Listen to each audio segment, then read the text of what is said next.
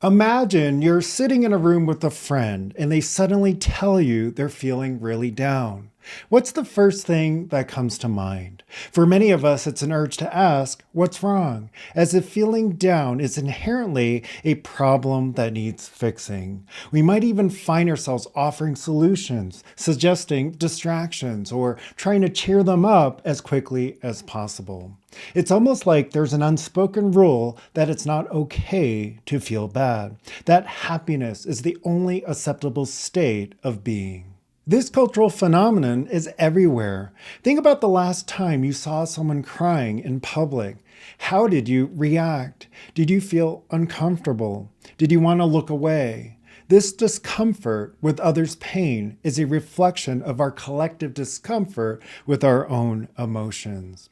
Somewhere along the way, our society decided that feeling happy is the only acceptable state. And if someone is feeling anything else, there must be something wrong.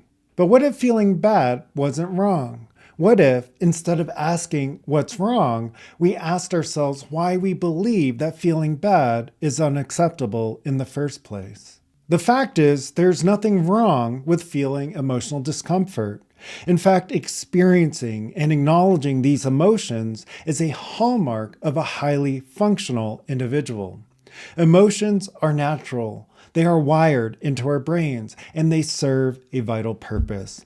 Yet many of us have been taught since childhood that certain emotions are bad. We've internalized the belief that feeling sad, angry, or scared makes us weak or broken.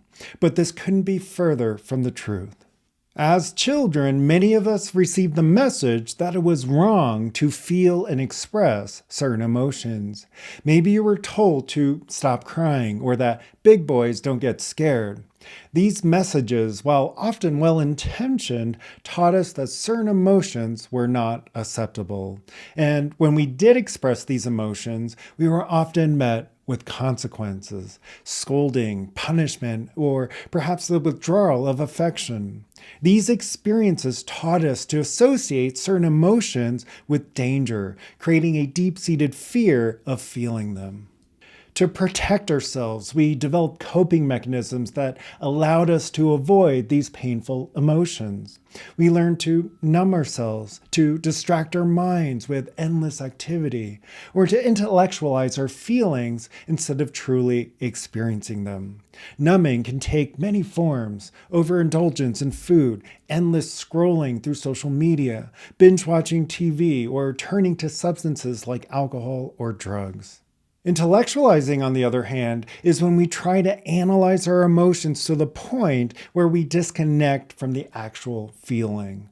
Both strategies might give us temporary relief, but they create long-term mental, emotional, and even physical difficulties. These difficulties are completely avoidable because emotions are not the enemy. They are simply signals. They're like the check engine light in your car. Ignoring the light doesn't make the problem go away. It only makes things worse. Similarly, avoiding our emotions doesn't solve the underlying issue. It intensifies it.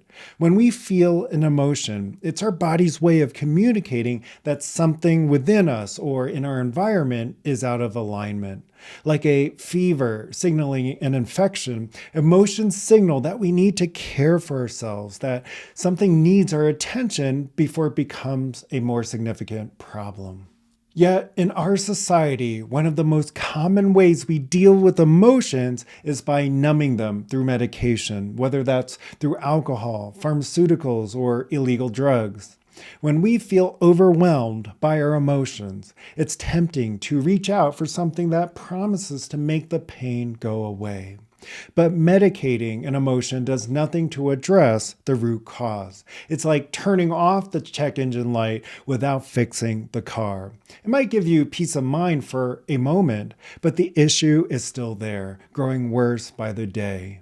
Worse still, any foreign substance we introduce into our brain makes emotional balance increasingly difficult to achieve.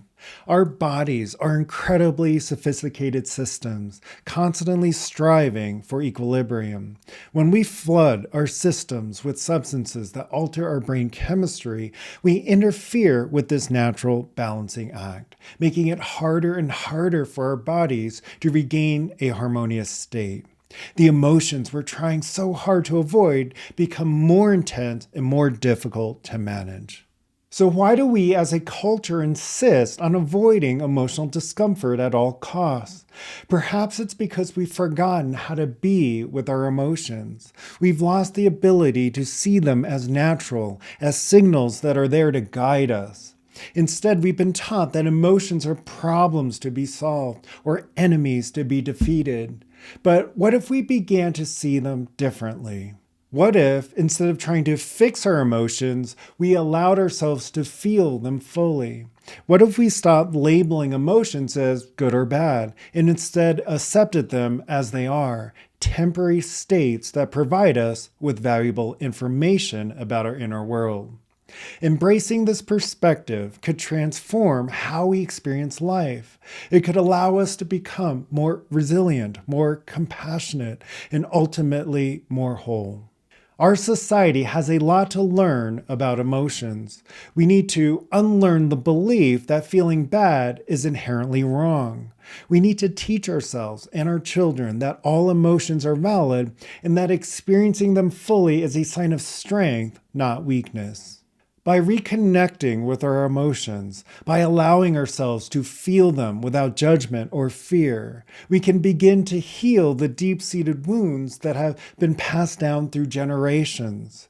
We can start to live more authentically, more in tune with our true selves. And in doing so, we can create a culture where it's not only okay to feel bad, it's an essential part of the human experience. If this resonates with you, the Inner Foundation series can be an excellent resource for delving deeper into understanding and working with emotions. It helps you reconnect with your natural emotional landscape, guiding you toward greater emotional well-being and balance.